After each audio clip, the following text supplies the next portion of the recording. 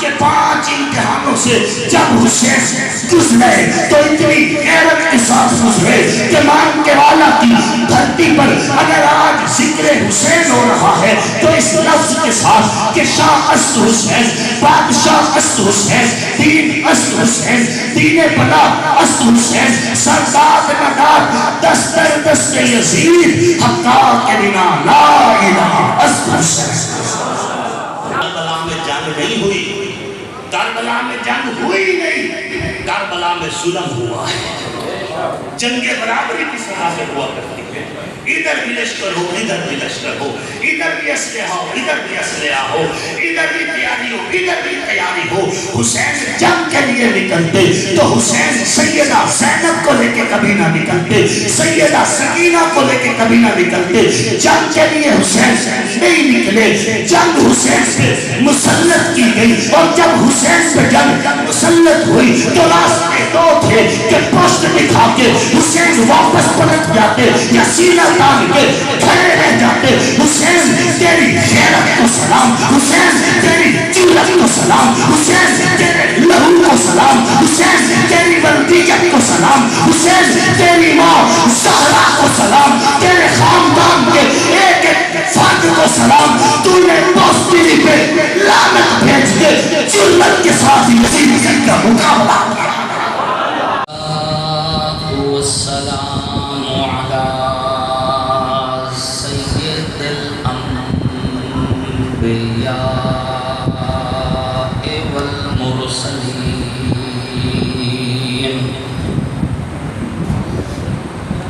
وعلى آله وأصحابه أجمعين أما بعد فأعوذ بالله من الشيطان الرجيم بسم الله الرحمن الرحيم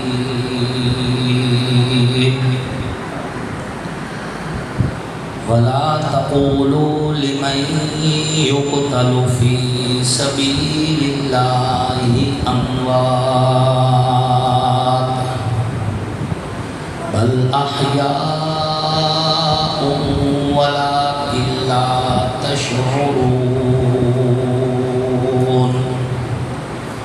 وقال النبي صلى الله عليه وسلم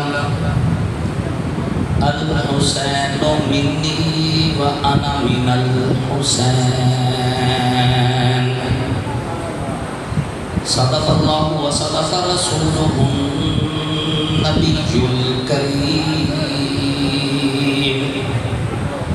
ونحن على ذلك لمن الشاهدين والشاكرين والحمد لله رب العالمين۔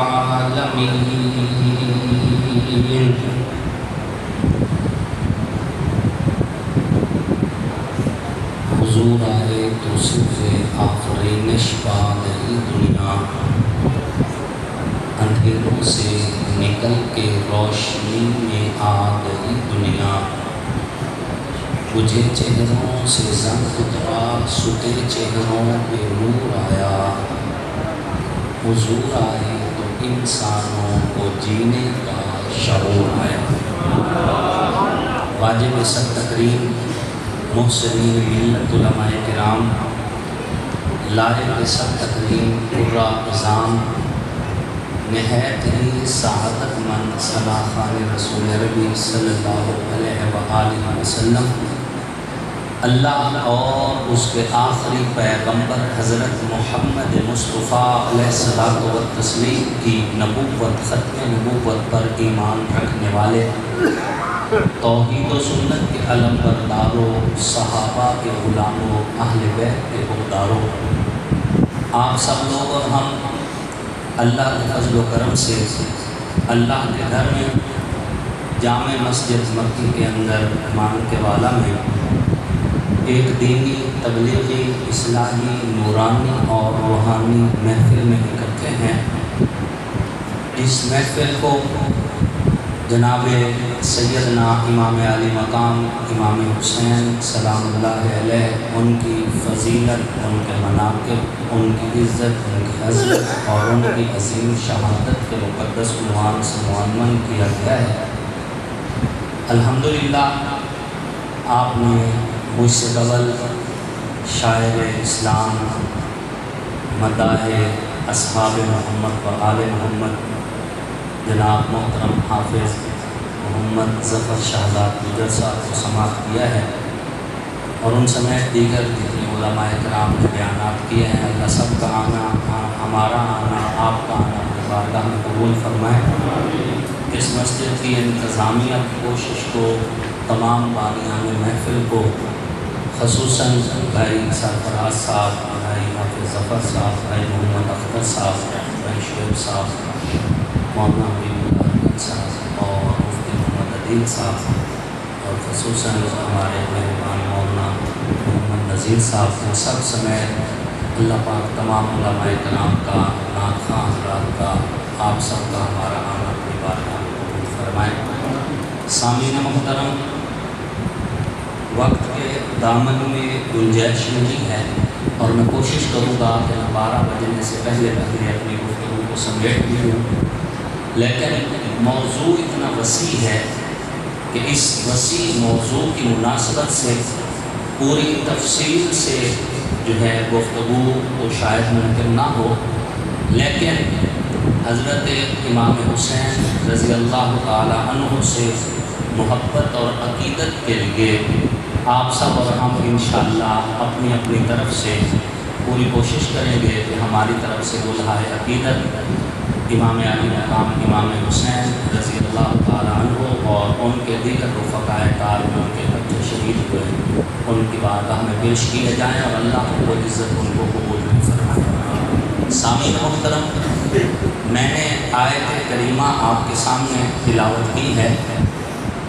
بدر اور احد کے اندر جب کافی صحابہ کرام شہید ہوئے، اور ان میں سے کچھ ایسے تھے جو بالکل نوجوان تھے اور کم عمری میں 17 سال کی عمر، 19 سال کی عمر، 21، 22، 23 سال کی عمر میں کچھ صحابہ شہید ہوئے، تو مشرکین مکہ نے یہ کہنا شروع کر دیا کہ ان بچوں نے بیچاروں نے کیا دیکھا دنیا سے، یہ نہ حضور کے آپ کہنے پہ لگتے، نہ جنگ میں جاتے، نہ قتل ہوتے، دنیا کے مزے اٹھاتے، جوانی دیکھتے، شباب دیکھتے، بلوچ دیکھتے، زندگی دیکھتے، کائنات کے مزے اٹھاتے، لیکن یہ تو 18 سال کی عمر میں قتل ہو گئے، 17 سال کی عمر میں قتل ہو گئے۔ یہ باتیں جب ہوئیں اور مشرکین مکہ کی طرف سے پروپیگنڈا بھی کیا گیا، تو اللہ رب العزت نے شہدائے بدر و احد کے حوالے سے ان کی فضیلت میں یہ آیت نازل کی کہ وَلَا تَقُولُوا لِمَن يُقْتَلُ فِي سَبِيلِ اللَّهِ أَمْوَاتٌ، جو اللہ کی راہ میں قتل کر دیے جائیں انہیں مردہ مت کہو، بل احیاء، بلکہ وہ زندہ ہیں، وَلَٰكِن لَا تَشْعُرُونَ، تمہیں ان کی زندگی کا شعور نہیں ہے۔ تو یہ الگ بات ہے، چونکہ مشرکین یہ کہتے تھے کہ یہ قتل ہو گئے، قبروں میں چلے گئے، منو مٹی کے نیچے چلے گئے، فوت ہو گئے، مر گئے، موت نے ان کو دبوچ لیا۔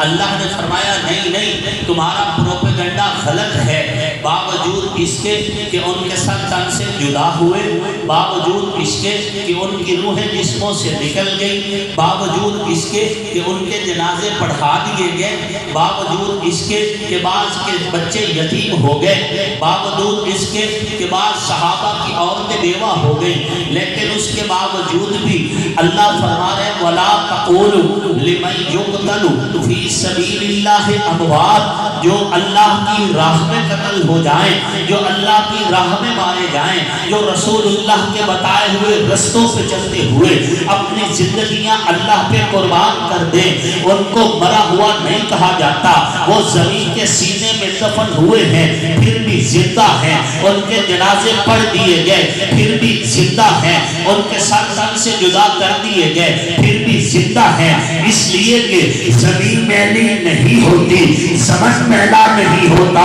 محمد کے غلاموں کا کفن میلا نہیں ہوتا۔ جب رب نے کہہ دیا کہ وہ زندہ ہے تو ہم اپنے عقل کے گھوڑے کیوں دوڑائیں؟ ہم کس لیے بحث مباحثہ میں پڑے؟ رب نے کہہ دیا کہ زندہ ہے، اور پھر اللہ نے آگے سے بتایا بھی صحیح کہ وَلَٰكِن لَا تَشْعُرُونَ، تمہیں شعور نہیں ہے۔ آپ دیکھ لیں ہمارے ناخن روز بڑھتے ہیں، لیکن کسی کو نظر آتا ہے جب بڑھ رہے ہوتے ہیں؟ دیکھتے دیکھتے بچپن سے جوانی، جوانی سے شباب، شباب سے بڑھاپے کی طرف ہم سب بڑھتے جا رہے ہیں۔ سیاہ بال سفید ہو گئے، جب سیاہ بال سفیدی میں تبدیل ہو رہے تھے آپ کو کوئی پتہ چلا؟ جب ہم اپنے جسم میں ہونے والی تبدیلی کا شعور نہیں رکھتے تو قبر کے اندر کے ماحول کا شعور ہمیں کس طرح پتہ چل سکتا ہے؟ ہمیں تو اللہ کی بات پر یقین کرنا ہے، رسول اللہ کی بات پر یقین کرنا ہے، اس میں کوئی شک نہیں۔ اللہ اپنی قدرتوں سے عیاں ہے، اس میں کوئی شک نہیں۔ اللہ کائنات کے نظام سے عیاں ہے، اس میں کوئی شک نہیں۔ الہ لہاتے کھیت ہوں یا چہچہاتے پرندے ہوں، بہتی ہوئی ندیاں ہوں یا ہری بھری وادیاں ہوں، کائنات کے ایک ایک سسٹم کے ایک ایک حصے میں اللہ کا وجود اپنی قدرت کے ذریعے، اپنی رعنائیوں کے ذریعے ظاہر ہوتا ہے، لیکن اس کے باوجود ہم نے اللہ پر یقین رکھنا ہے۔ اللہ نے اپنی قدرتوں کا مظاہرہ بھی کروایا، ہمیں پھر بھی اللہ پر یقین رکھنا ہے، اور رکھنا اس انداز سے ہے کہ رب اگر یوں کہہ دیتا کہ اونٹ سوئی کے نلکے سے گزر گیا ہے تو اللہ کی قسم گزر گیا ہے۔ ایمان اسی کو کہا جاتا ہے۔ ہم حضور کے معجزات سے منکر نہیں، حضور کا ایک ایک معجزہ حق ہے، جس طرح حضور کی نبوت حق ہے، لیکن معجزے نہ بھی ہوتے ہم کلمہ پھر بھی مصطفیٰ کا پڑھتے ہیں۔ کیوں کہ حضور بذات خود اللہ کی قدرت کا عظیم شاہکار ہے۔ تو ہم نے یقین کرنا ہے، اور یقین اسی چیز کا نام ہے جب اللہ نے کہہ دیا کہ یہ زندہ ہے تو بس وہ زندہ ہے۔ وَلَٰكِن لَا تَشْعُرُونَ، آپ اور ہمیں اگر شعور نہیں ہے تو ہمارا عقل چھوٹا ہے، ہماری میموری کم ہے، ہماری عقل کی پرواز تھوڑی ہے، فیصلہ ہوئی ہے جو اللہ رسول نے بتا دیا۔ یہ بات ذہن میں رکھنا ہے۔ دنیا کی جتنی بھی یہاں حقیقتیں جن کو ہم جلدی قبول کر کے دیکھیں، یہ اکثری قاعدے ہیں، کلی قاعدے نہیں ہیں۔ مثال کے طور پر ایک اور ایک کو جمع کیا جائے تو کیا نتیجہ ہوتا ہے؟ کتنا؟ 2۔ ہر ایک کو پتہ ہے۔ آپ ایم ایس سی والے کو پوچھیں گے، بی ایس والے کو پوچھیں گے، پی ایچ ڈی سے پوچھیں گے، یا پہلی کلاس کے کسی بچے سے پوچھیں گے، اور پوچھیں گے ایک اور ایک کتنا، تو وہ کیا کہے گا؟ 2۔ کیونکہ یہ ایک اکثری قاعدہ ہے، اکثر یہی ہے کہ ایک اور ایک جب ملیں گے تو نتیجہ کیا ہوگا؟ 2 ہوگا۔ لیکن ہر جگہ پر یہ عقیدہ، یہ سوچ کلی سوچ نہیں ہے کہ ہر جگہ پر ایک اور ایک ملے تو 2 ہو جائیں گے، کبھی نہیں ہوگا، ہر جگہ پر نہیں ہوگا۔ مثال کے طور پر اللہ ایک ہے یا 2؟ اللہ اور خاتم النبیین، اللہ عرش پہ ہیں، ویسے تو کائنات میں، لیکن اللہ نے خود چونکہ کہا ہے کہ ثم استوى علی العرش، تو اللہ جب خود تعین کر رہے ہیں تو کما ما یلیق بشان ہی، ہم صرف قرآن کی اسواد توحید کے مطابق آپ کو سمجھانے کے لیے کہہ رہے، باقی اللہ کے لیے مکان کا تعین نہیں ہے۔ اللہ ایک، خاتم النبیین، تاجدار ختم نبوت بھی ایک، سبحان الذی اسریٰ بعبدہ، معراج کی رات یہ زمین پہ تاجدار ختم نبوت جو اپنی سیرت میں وحدہ لا شریک، جو اپنی صورت میں وحدہ لا شریک، جو اپنی نبوت میں وحدہ لا شریک، جو اپنی رسالت میں وحدہ لا شریک، جو اپنے حسن و جمال میں وحدہ لا شریک، جو اپنے علم اور کمال میں وحدہ لا شریک، یہ وحدہ لا شریک نبی اپنی نبوت اور رسالت و عزت و عظمت سمیت زمین سے عرش بری تک جب پہنچے تو جو اوپر استقبال کرنے کے لیے بیٹھے ہیں وہ کائنات کا رب بھی ایک ہے، یہ نبیوں کے امام بھی ایک ہیں، ایک اور ایک اکٹھے ہوئے، ثم دنا فتدلی فکان قاب قوسین تک، یہاں تک کہ بالکل ہی قریب سے قریب تر ہو گئے کہ کمان کے 2 کونوں کے درمیان جتنا دھاگا ہوتا ہے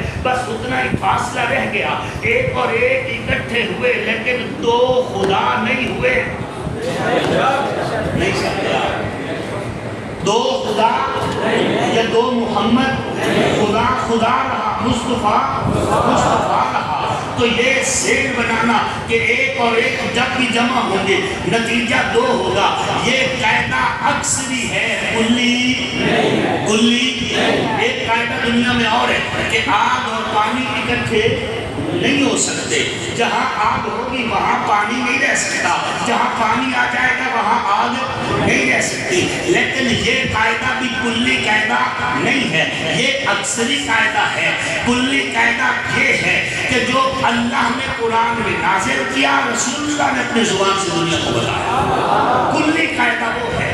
ورنہ آگ اور پانی اکٹھے ہونے کا قرآن میں ذکر ہے کہ جب سمندروں کو بھی آگ لگا دی جائے تو یہ قاعدہ تو ٹوٹ گیا کہ آگ اور پانی اکٹھے نہیں ہو سکتے. لیکن جو رب نے کہا میں وحدہ لا شریک ہوں، تو یہ قاعدہ کلی کہتا ہے. جب رب نے کہا ما کان محمد ابا احد من رجالکم ولکن رسول اللہ و خاتم النبیین، تو یہ قاعدہ کلی کہتا ہے. جب رب نے کہہ دیا ولا تقولوا لمن یقتل فی سبیل اللہ اموات، یہ اکثری قاعدہ نہیں ہے، یہ کلی قاعدہ ہے. اور کلی قاعدے پہ کوئی تشریح نہیں کی جاتی، ایمان رکھا جاتا ہے. اس کی دلیلیں نہیں دی جاتی، اس پر ایمان رکھا جاتا ہے. تو شہید کیا ہے؟ زندہ ہے. وَلَكِنْ لَا تَشْعُرُونَ، اگر کسی کو شعور نہیں ہے تو یہ الگ بات ہے. اس کے آگے اللہ رب العزت ایک اور بات فرما رہے ہیں، کیا کہ جو بدر اور احد میں شہید ہو گئے وہ تو ہو گئے، لیکن آگے مستقبل قریب میں کچھ شہادتیں ہوں گی. وَلَنَبْلُوَنَّكُمْ بِشَيْءٍ مِّنَ الْخَوْفِ وَالْجُوعِ وَنَقْصٍ مِّنَ الْأَمْوَالِ وَالْأَنفُسِ وَالثَّمَرَاتِ القریب، البتہ ضرور بے ضرور ہم تمہیں مبتلا کریں گے.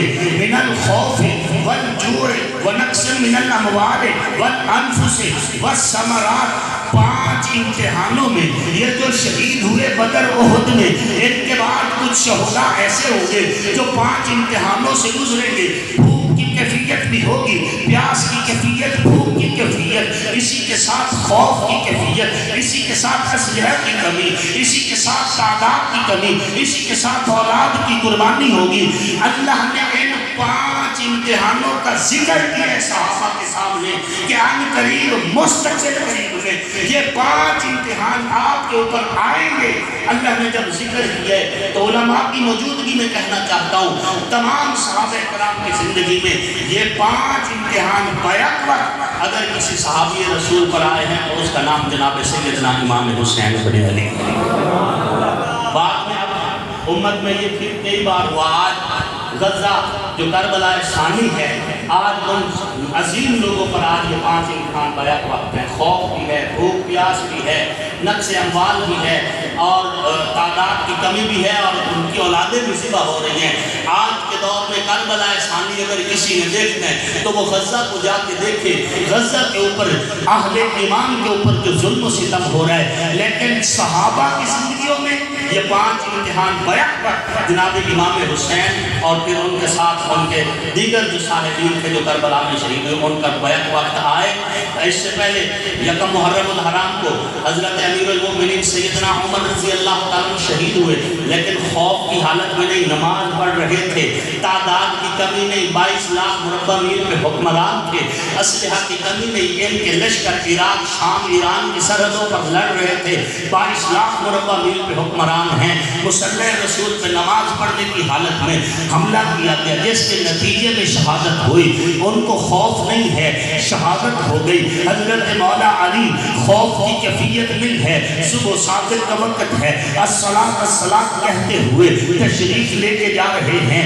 دشمن نے عبد الرحمن ابن ملجم لانتی نے وار کیا ہے. حضرت مولا علی اس وار کے نتیجہ میں شہید ہو جاتے ہیں، لیکن خوف کی کیفیت میں نہیں، ذہن نماز کی طرف ہے، ذہن وحدہ لا شریک کی طرف ہے. بھوک کی کیفیت بھی نہیں ہے، پیاس کی کیفیت بھی نہیں ہے، لشکر کی کمی بھی نہیں، خلیفہ وقت ہیں، تعداد کی کمی بھی نہیں، لشکر کے اشاروں کے منتظر ہیں. حضرت مولا علی کے ساتھ ساتھ حضرت عثمان ذو النورین کی جب شہادت ہوتی ہے، بھوک بھی ہے، پیاس بھی ہے، خوف بھی ہے، لیکن نقص اموال نہیں، خلیفہ وقت ہیں، تعداد کی کمی نہیں ہے، لشکر موجود ہیں، اور اسی طرح اولاد بھی موقع پہ ذبح نہیں ہوئی. لیکن جب آپ کربلا کا مشاہدہ کریں گے، امام حسین گھر سے نکلے ہیں مکہ مدینہ سے مکہ کی طرف، خوف کی کیفیت ہے، مکہ سے کربلا کی طرف خوف کی کیفیت ہے. پھر کربلا میں پہنچتے ہیں تو پھر کربلا کے اندر آخری 3 دن پیاس کی کیفیت عروج پر ہے. اس کے ساتھ ساتھ نقص اموال بھی ہے، اسلحہ موجود نہیں، تعداد کی کمی بھی ہے، لشکر موجود نہیں ہے، پھر اولاد بھی ذبح ہوتی ہے. جسے قرآن والثمرات کہہ رہے، انسان کی زندگی کی سب سے بہترین کمائی، سب سے بہترین ثمر اس کی اولاد ہوتی ہے. اور کربلا کی زمین گواہ ہے، اور کربلا کی زمین کے اوپر آسمان کا حصہ گواہ ہے. حسین نے اپنا معصوم عبداللہ بھی رب کے سامنے پیش کر کے اس کے سینے پہ تیر برداشت دیے، محمد دیے، اوم دیے، قاسم دیے، حضرت امام حسین نے عباس علمدار دیے، اور امام حسین کے ساتھ ابو بکر بن علی، عمر بن علی، عثمان بن علی، یہ نبی علیہ السلام کے خاندان کے بہترین لوگ امام حسین کی عزت و عظمت پہ یہ بھی قربان ہو گئے. بس ثمرات بھی ہوئی. 5 کے 5 امتحانوں سے جب حسین گزرے تو اتنی غیرت کے ساتھ گزرے کہ مان کے والا کی دھرتی پر اگر آج ذکر حسین ہو رہا ہے تو اس لفظ کے ساتھ کہ شاہ اسد حسین، بادشاہ اسد حسین، دین اسد حسین، دین بلا اسد حسین، سرداد نداد دستر دست یزید، حقا کے بنا لا الہ اسد حسین.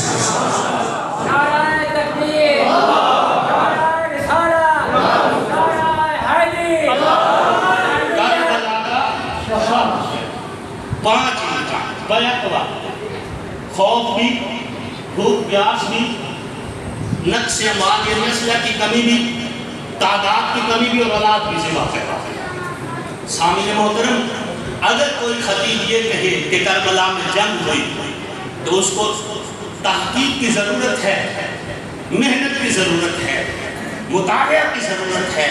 کربلا میں جنگ نہیں ہوئی، کربلا میں جنگ ہوئی نہیں، کربلا میں ظلم ہوا ہے.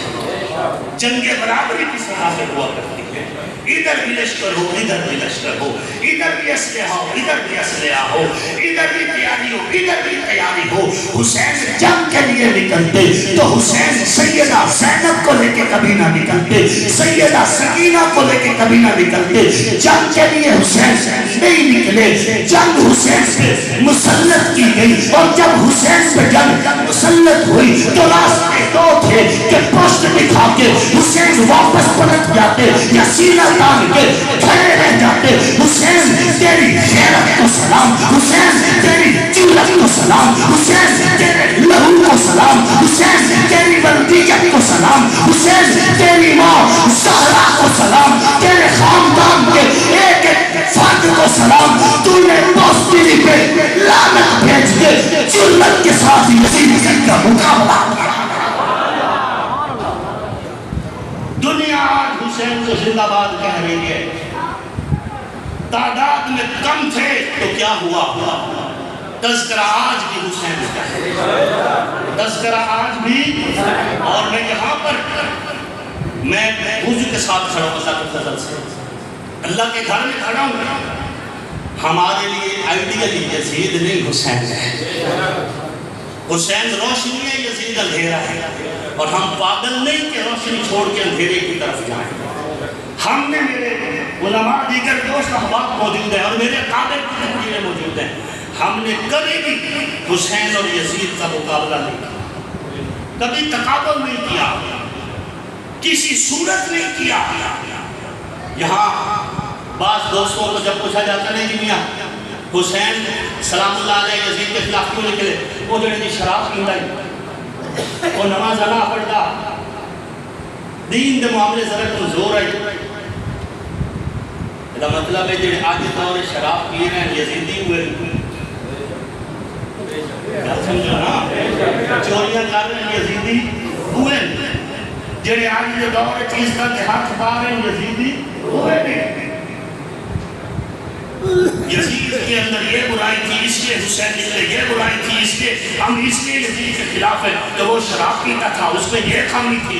میں کہتا ہوں یزید میں ایک بھی خامی نہ ہوتی، یزید ہر اعتبار سے دین پہ پورا عمل کرتا، یزید میں کوئی نقص نہ ہوتا۔ اگر حسین یزید کے خلاف تھے تو ہم یزید کے خلاف ہیں۔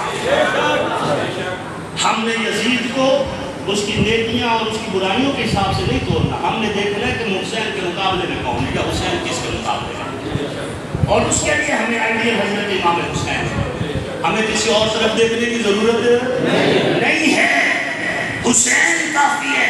ہم نے تقابل کبھی نہیں کیا، ہاں ہمارا ایک نظریہ ہے اور وہ یہ ہے کہ جو امام حسن نے کیا ہم اس کے اوپر عمل کریں گے، جو امام حسین نے کیا ہم اس کے اوپر عمل کریں گے۔ امام حسن نے حضرت امیر معاویہ کو خود خلافت دی، اپنے تخت پہ بٹھایا۔ حضرت امام حسن نے حضرت امیر معاویہ سے صلح کی۔ جب حسن اور حسین کو حضرت امیر معاویہ پہ کوئی اعتراض نہیں تو ہمیں بھی کوئی اعتراض نہیں۔ وہ جی حضرت امیر معاویہ حضرت علی کی جنگ ہوئی تھی، تمہیں جنگ نظر آتی ہے، صلح نظر نہیں آتی؟ میں زیادہ قریب ہوں حضرت مولا علی کے یا امام حسن؟ آج کے دور کا کوئی بھی شخص، وہ واعظ ہو، خطیب ہو، لبیب ہو، نقیب ہو، ذاکر ہو، وہ حضرت مولا علی سے زیادہ محبت کرتا ہے یا امام حسن؟ تو امام حسن نے صلح کر لیا، تجھے مجھے کیا اعتراض؟ تو جو امام حسن نے کیا ہم اس پر بھی راضی، جو امام حسین نے کیا ہم اس پر بھی راضی۔ حسین یزید کے خلاف ہیں تو ہمیں اب کوئی دلیل دینے کی ضرورت ہی نہیں کہ وہ اچھا تھا یا برا تھا، اتنا ہی کافی ہے اس کی بدبختی کے لیے کہ امام حسین اس کے خلاف تھے، بس اس سے بڑی اور کیا دلیل ہو سکتی ہے؟ تو ہمارے لیے آئیڈیل امام حسین کے ساتھ ہے۔ بات سمجھ آ رہی ہے؟ یزید کی حسین سے برابری اور میں کروں، یزید کی حسین سے برابری اور میں کروں، یزید کا حسین سے مقابلہ اور میں کروں۔ حسین تو امام ہے، یزید کو بھی کہہ دوں حسین دل کا نور ہے، عقیدتوں کا طور ہے، ایمان ہے، سرور ہے، غلاظتوں کو کیا پتا، حسین دل کا نور ہے، حسین آیت طہور ہے، یزیدیوں کی سوچ سے حسین اب بھی دور ہے۔ میرے قلم کا بھرم حسین ابن علی، میری نظم کا نظم حسین ابن علی، میری نسل بے کرم حسین ابن علی۔ میرے لیے آئیڈیل امام حسین کی ذات ہے۔ اگر میں حضرت حسین اور یزید کا تقابل کروں اور یزید کو کسی بھی صورت میں دائیں بائیں بول کے یعنی چنانچہ مثلا گویا کہہ کے اگر اسے حضرت حسین کے برابر رکھنے کی کوشش کروں تو میری زبان میں بھی کیڑے پڑ جائیں۔ میرے لیے آئیڈیل امام حسین کی ذات ہے، اور آپ کے لیے آئیڈیل کس کی ذات ہے؟ امام حسین کی ذات ہے۔ امام علی مقام 5 امتحانوں سے بیک وقت گزرے۔ خوف بھی ہے، خوف کس چیز کا؟ جان جانے کا؟ بالکل بھی نہیں۔ وہ تو ان کو پتہ ہے کل نفس ذائقہ الموت، چاہے تھوڑا ہی چکھنے کے بعد چکھنا تو ہے نا، ذائقہ کا معنی چکھنا ہوتا ہے، رج کے کھانا نہیں ہوتا، چکھنا تو ہے۔ ہر روح نے اس پراسے سے گزرنے وہ تو ان کو پتہ ہے، ان کے سامنے پتہ ہے، ان کی آنکھوں کے سامنے ان کے چچا حضرت عثمان شہید ہوئے، ان کو پتہ ہے حضرت مولا علی جب شہید ہوئے، حضرت عمر جب شہید ہوئے، شہداء کی ایک بڑی تعداد، ان کو پتہ ہے شہید ہونے۔ لیکن خوف کس چیز کا تھا؟ خوف اس بات کا تھا کہ حضور نے پردہ فرمایا تو مسند خلافت پہ حضرت ابوبکر صدیق تو وہ بھی صحابی، حضرت ابوبکر صدیق نے پردہ فرمایا تو حضرت عمر رضی اللہ تعالیٰ عنہ وہ بھی صحابی، حضرت عمر رضی اللہ عنہ کے بعد حضرت عثمان مسند خلافت پر آئے تو وہ بھی صحابی. حضرت عثمان کے بعد مولا علی خلافت کی مسند پر آئے تو وہ بھی صحابی. مولا علی کے بعد امام حسن مجتبی خلافت کی مسند پر آئے تو وہ بھی صحابی. امام حسن کے بعد امام حسن کے فیصلے اور امام حسین کی تائید کے ساتھ مسند خلافت پر امیر معاویہ رضی اللہ عنہ آئے تو وہ بھی صحابی. حضرت امیر معاویہ کے بعد اب جب اس مسند پر یزید آئے تو یہ غیر صحابی ہے. امام حسین کا موقف یہ تھا کہ جب صحابہ کی ایک بڑی تعداد موجود ہے تو ایک غیر صحابی کو کوئی حق نہیں ملتا کہ اس اعلیٰ مسند پر آ کر وہ بیٹھے. جب اعلیٰ لوگ موجود ہیں تو ادنا اس کا حقدار. اصل اختلاف یہ تھا جب صحابہ کی بڑی تعداد موجود ہے یہ کیوں؟ اصل بات یہاں تھی. تو ہم یہ کہتے ہیں جو حسین نے کیا سچ وہی ہے, حق وہی ہے. حضرت امام علی مقام امام حسین رضی اللہ تعالیٰ عنہ کو خوف یہ تھا کہ یہ میرے نانا کے دین کا نقصان کرے گا. پھر بھوک اور پیاس کی کیفیت, پھر تعداد کی کمی. ادھر حضرت امام حسین کے ساتھ 150 کے لگ بھگ 148 یا 150 کتنے بندے امام حسین کے پاس ہیں, اور ادھر 60,000 سے زائد سورما اکٹھے ہیں. 150 بندے کا بھلا 60,000 کے ساتھ کوئی مقابلہ ہوتا ہے؟ اسے تم جنگ کرو گے؟ کیا یہی انصاف ہے کہ ہم کہیں کربلا میں جنگ ہوئی؟ کربلا میں ظلم ہوا ہے, اللہ کے بندوں, جنگ نہیں ہوئی.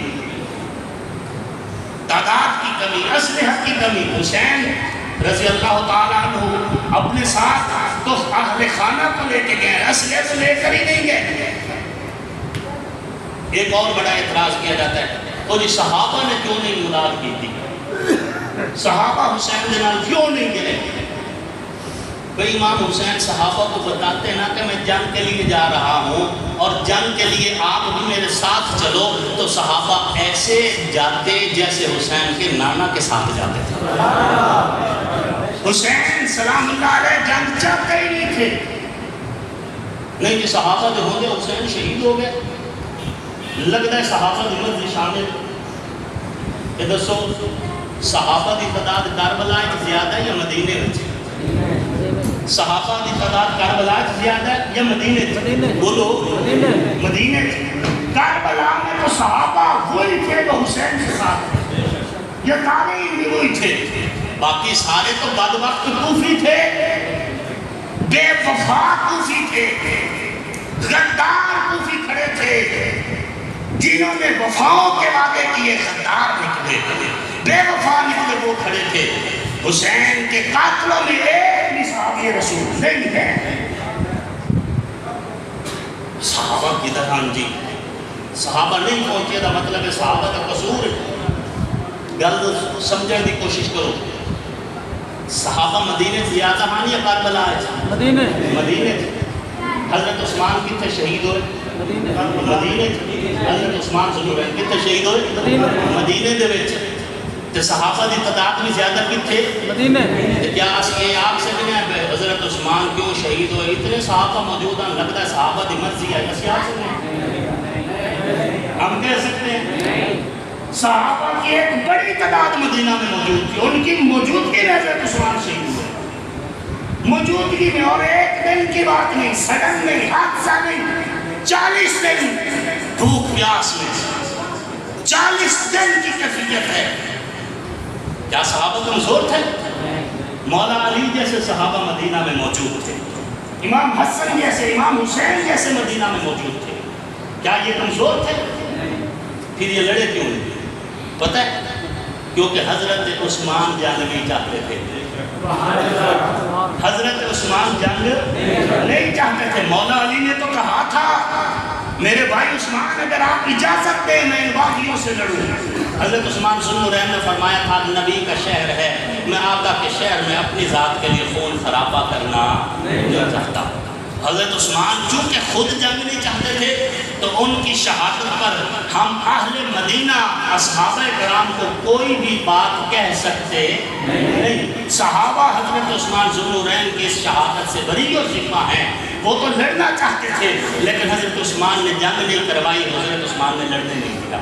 بے نہیں جس طرح صحابہ کی موجودگی کے باوجود حضرت عثمان شہید ہوئے لیکن صحابہ کے اوپر ہم کوئی انگلی اٹھا سکتے, اسی طرح کربلا میں تو صحابہ تھے ہی نہیں.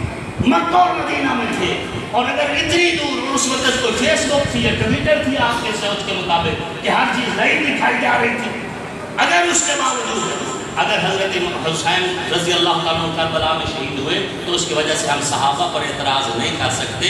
اس کی وجہ یہ ہے کہ صحابہ کرام کو اس میں کوئی قصور نہیں تھا۔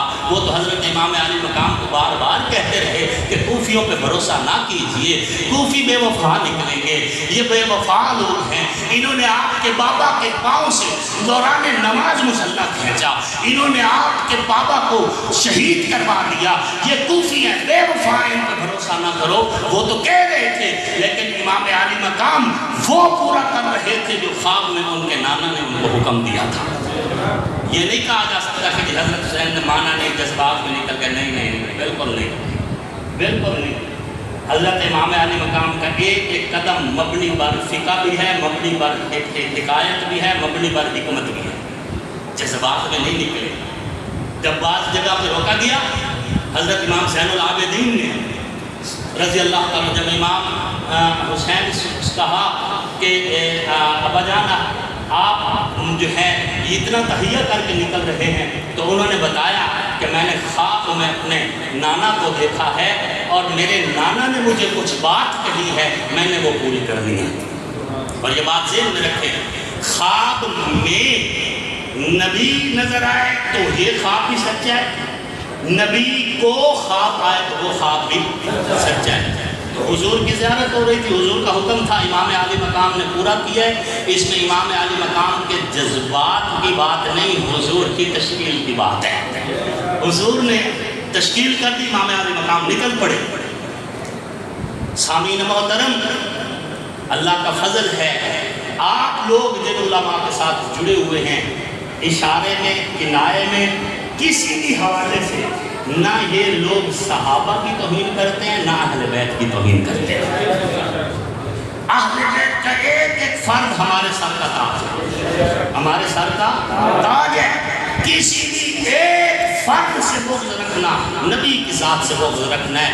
ہم صحابہ کرام کو بھی اپنے ایمان کی معراج کہتے ہیں، اہل بیت نظام کو بھی اپنے ایمان کی معراج کہتے ہیں۔ امام علی مقام سرخرو ہوئے، امام علی مقام سرخرو ہو کر کرب و بلا کی دھرتی سے نانے سے کیا ہوا وعدہ وفا کر کے نکلے۔ اللہ نے کیا فرمایا تھا؟ وَلَنَبْلُوَنَّكُمْ بِشَيْءٍ مِّنَ الْخَوْفِ وَالْجُوعِ وَنَقْصٍ مِّنَ الْأَمْوَالِ وَالْأَنفُسِ وَالثَّمَرَاتِ۔ 5 امتحانوں سے وہ آنے والے دور کے شہید گزریں گے، اور جب وہ 5 امتحانوں سے گزریں گے وَبَشِّرِ الصَّابِرِينَ، تو پھر صبر کے ان پہاڑوں کو بشارت دے۔ 72 لاشیں موجود ہیں، پورا خاندان زیرہ کروا چکے ہیں، اور اس کے بعد بھی حسین سر سجدے میں رکھ کے کیا کہہ رہے ہیں؟ سبحان ربی اللہ، سبحان ربی اللہ۔ اللہ پاک فرماتے ہیں کہ بشارت دے دو صبر کے اس پہاڑ کو کہ الذین اذا اصابتہم مصیبہ، کہ جب بھی ان کو مصیبت پڑی تو انہوں نے کیا کہا؟ قالوا انا للہ و انا الیہ راجعون۔ انہوں نے شور شرابہ نہیں کیا، اللہ کے فیصلوں کے احتجاج نہیں کیا، بلکہ کیا کہا؟ ہم سب اللہ کے لیے ہیں اور ہم سب نے اللہ کی طرف لوٹ کر جانا ہے۔ یہ ساری بات کر کے اب اللہ کیا فرما رہے ہیں؟ اولئک علیہم صلوات من ربہم، ان پر اللہ کی طرف سے صلوات نازل ہو۔ جو 5 امتحانوں سے گزرے، پھر بھی صبر کیا، پھر انا للہ پڑھا، جب اس طرح کامیاب ہوئے تو اللہ پاک نے کیا فرمایا؟ اولئک علیہم صلوات من ربہم، ان کے اوپر اللہ کی جانب سے صلوات ہو، صلاۃ و سلام ہو، درود نازل ہو۔ نماز میں ہم جب درود پڑھتے ہیں تو کیا پڑھتے ہیں؟ اللہم صلی علی محمد وعلی آل محمد کما صلیت علی ابراہیم وعلی آل ابراہیم انک حمید مجید۔ علماء نے لکھا ہے، سر الشہادتین کے اندر شاہ محمد اسحاق رحمہ اللہ لکھتے ہیں کہ اللہ رب العزت نے قرآن میں حضرت اسماعیل کی شہادت پر جس قربانی عظیم کا ذکر کیا ہے، ذبح عظیم کا، اس سے امام حسین کی قربانی مراد ہے۔ دمبے کی قربانی مراد نہیں، امام حسین کی قربانی مراد۔ اور شاہ محمد اسحاق رحمہ اللہ کوئی خطیب ٹائپ عالم نہیں، بہت بڑے علماء میں سے ہیں، اور ہمارے جد امجد فی العلم ہیں شاہ محمد اسحاق رحمہ اللہ۔